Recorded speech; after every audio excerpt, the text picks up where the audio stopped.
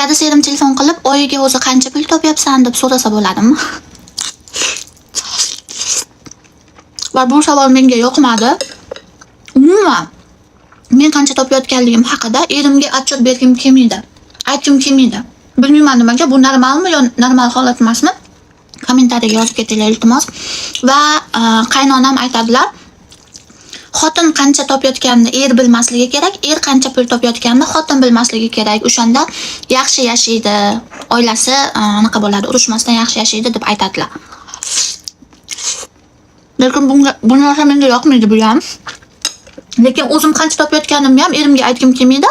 Lekin erim qancha topayotganini men bilgim keladi. Nimaga shunaqamiz? Shunaqa anaqalar bormi? Qizlar bormi shunaqa? Bu normal holatmi?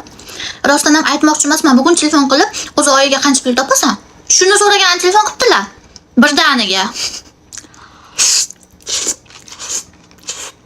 Menga nima edi desam? Yo, endi so'radim-da, dedi. Ko'p topmayman, shuncha xolos desam, nimaga blogersan-ku, bundan ko'p topishing kerak-ku. Siz toping undan-ku.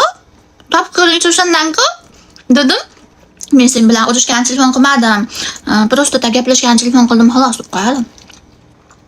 Men bilan уже urushni boshlayaptimi, tushunmadim. Qaynonam strafovkani men nomimga hali ham o'tkazib bermadilar. Menimcha shu borasida o'g'illar bilan gaplashgan bo'lsa kerak.